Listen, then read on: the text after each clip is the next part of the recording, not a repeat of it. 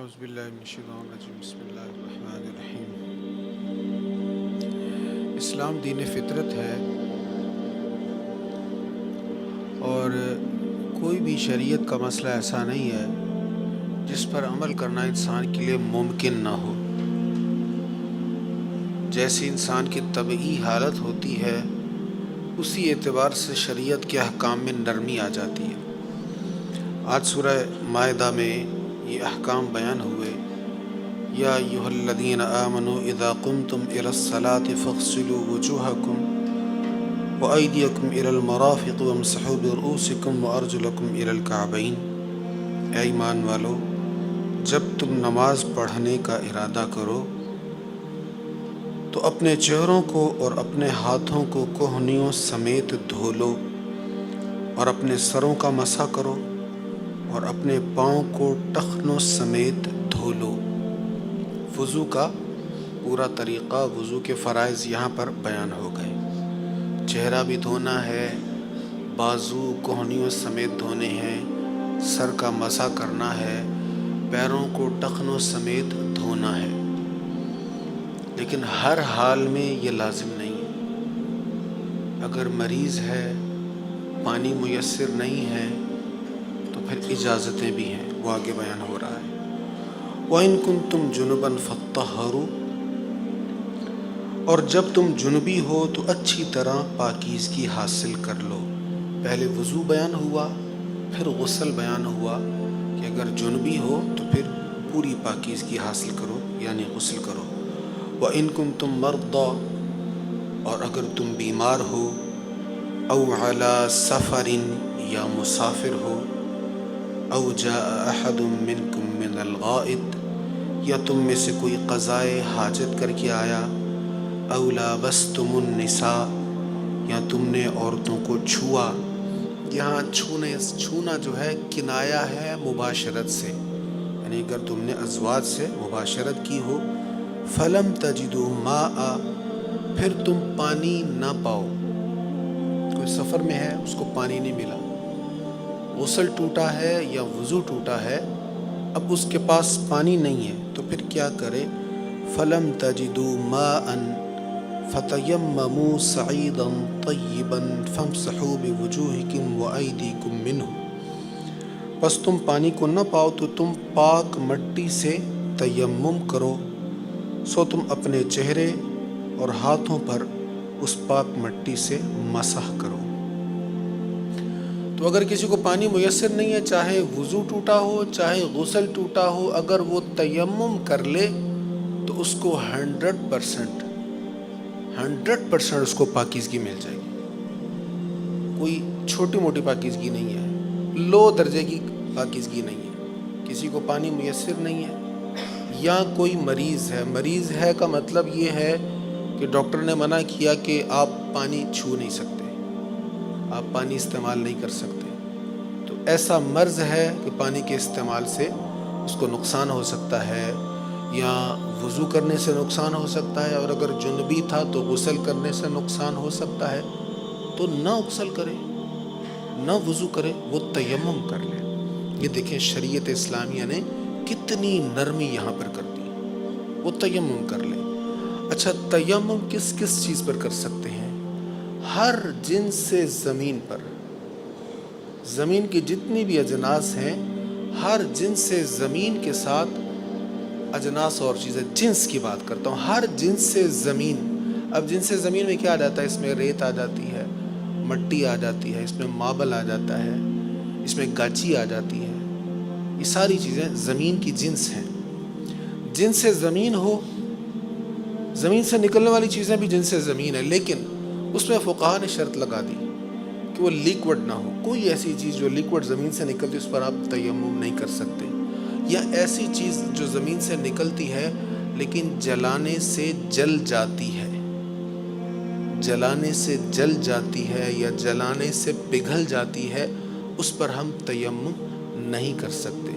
اس کے علاوہ جو بھی جنس سے زمین ہے اس کے ساتھ ہم تیمم کر سکتے ہیں۔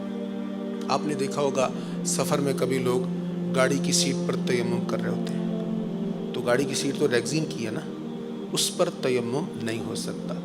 یا وہ ٹرین کی دیوار وہ چپ بورڈ کی یا لکڑی کی ہوتی ہے یا پلاسٹک کی ہوتی ہے، اس پر تیمم کر رہے ہوتے ہیں تو اس پر تیمم نہیں ہو سکتا۔ ہاں اگر اس پر ڈسٹ پڑی ہوئی ہے، دھول پڑی ہوئی ہے، تو پھر اس دھول پر تیمم ہو سکتا ہے، چاہے وہ کسی بھی چیز پر پڑی ہو، کپڑے پر پڑی ہو، تو مٹی پر تو تیمم ہم کر سکتے ہیں۔ تو دھول کسی چیز پر پڑی ہے تو اس پر ہم تیمم کر سکتے ہیں۔ دیواروں پہ ماربل لگا ہوتا ہے تو ماربل بھی جنس زمین ہے، اس پر آپ تیمم کر سکتے ہیں، لیکن ٹائل پر آپ تیمم نہیں کر سکتے، یہ جنس زمین نہیں ہے۔ تو زمین کی جنس جو ہے اس کے اوپر ہم تیمم کر سکتے ہیں۔ یہ وہ نرمی ہے جو شریعت اسلامیہ نے ہمیں عطا فرمائے۔ تیمم کا طریقہ یقیناً آتا ہوگا، میں دہرا دیتا ہوں تاکہ تازہ ہو جائے۔ تیمم کا طریقہ سب سے پہلی چیز یہ ہے کہ تیمم میں آپ نے نیت کرنی ہے۔ آپ وضو کرنے لگے ہیں تو آپ نے نیت نہیں کی، آپ صبح اٹھے، روٹین کے مطابق آپ نے برش کر لیا، کلی کر لی، منہ دھو لیا، اور پھر سوچا چلو آدھا تو کام ہو گیا، باقی بھی کر لیتا ہوں، وضو بھی کر لیتا ہوں۔ آپ نے بازو بھی دھو لیا، مسح کر لیا، پاؤں دھو لیے، تو وضو ہو گیا۔ حالانکہ جب سٹارٹ کیا تھا وضو، آپ کا وضو کا ارادہ نہیں تھا۔ تو وضو میں نیت شرط نہیں ہے، آپ نے جیسے بھی کیا، آپ نے وضو کے جو ارکان ہیں ان کو اگر پورا کر لیا تو آپ کا وضو ہو گیا۔ غسل میں بھی ایسا ہی ہے، لیکن تیمم میں آپ کی نیت ہونا ضروری ہے۔ جب آپ نے تیمم سٹارٹ کیا تو آپ جو وہ فعل کر رہے ہیں اس میں آپ کی نیت ہو کہ میں پاکیزگی حاصل کرنے کے لیے تیمم کر رہا ہوں، تو آپ نے پہلی چیز نیت کرنی ہے۔ اس کے بعد دوسری چیز کیا ہے؟ آپ نے مٹی پر یا جو بھی جنس سے زمین اس پر پہلی ضرب لگا کر، ہاتھوں پر ضرب لگائیں، ہاتھوں کو پھر جھاڑ لیں۔ وہ مٹی چہرے پہ لگانا ضروری نہیں ہے، آپ نے ہاتھوں پہ مٹی لگائی، اس کو جھاڑ لیا۔ جھاڑنے کے بعد اب چہرے پر پھیر لیں، پورے چہرے پر اس کو پھیر لیں۔ اب دوسرا فرض ادا ہو گیا۔ پہلا فرض نیت، دوسرا فرض چہرے کا مسح، اور تیسرا فرض پھر مٹی ہاتھوں کو لگا کر اس کو جھاڑ لیں۔ اب بازوؤں پر مسح کرنا ہے، کوہنیوں سمیت ہاتھوں کو پھیر لینا ہے۔ اب تیمم مکمل ہو گیا۔ تیمم میں کلی بھی نہیں ہے، ناک بھی نہیں ہے، پاؤں بھی نہیں ہے، سر بھی نہیں ہے۔ تیمم میں بس صرف یہ تین چیزیں، نیت اور چہرے کا مسح، نیت اور چہرے کا مسح، اور اس کے بعد ہاتھوں کا مسح، کوہنیوں سمیت، پورے بازو کا کوہنیوں سمیت مسح۔ تیمم مکمل ہو گیا۔ تیمم کب ٹوٹے گا؟ کوئی بھی ایسا کام جس سے وضو ٹوٹتا ہے اس سے تیمم ٹوٹ جائے گا۔ ایک تو یہ چیز ہو گئی۔ دوسری چیز، جب آپ کو پانی مل گیا تو تیمم ٹوٹ گیا۔ آپ نے جس وجہ سے تیمم کیا تھا، جس مجبوری کی وجہ سے تیمم کیا تھا، وہ مجبوری ختم ہو گئی۔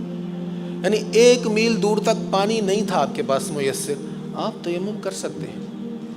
آپ مریض ہیں، آپ تیمم کر سکتے ہیں۔ ایسے مریض جو پانی استعمال نہیں کر سکے، آپ تیمم کر سکتے ہیں۔ پانی ہے آپ کے پاس، آپ سفر میں ہیں، پانی ہے آپ کے پاس، لیکن اگر اس پانی سے وضو یا غسل کر لیا تو آپ کے پاس پینے کے لیے پانی نہیں رہ جائے گا، تو آپ تیمم کریں، پانی پئیں۔ اس پانی سے وضو ضروری نہیں ہے۔ اگر اتنا زیادہ پانی ہے کہ وضو بھی کر سکتے ہیں، غسل بھی کر سکتے ہیں، پی بھی سکتے ہیں، ساری ضرورت پوری ہوں گی، تو پھر آپ پر تیمم اجازت نہیں ہے پھر۔ لیکن اگر پانی تھوڑا ہے تو پھر آپ اس کو پئیں اور تیمم کر لیں۔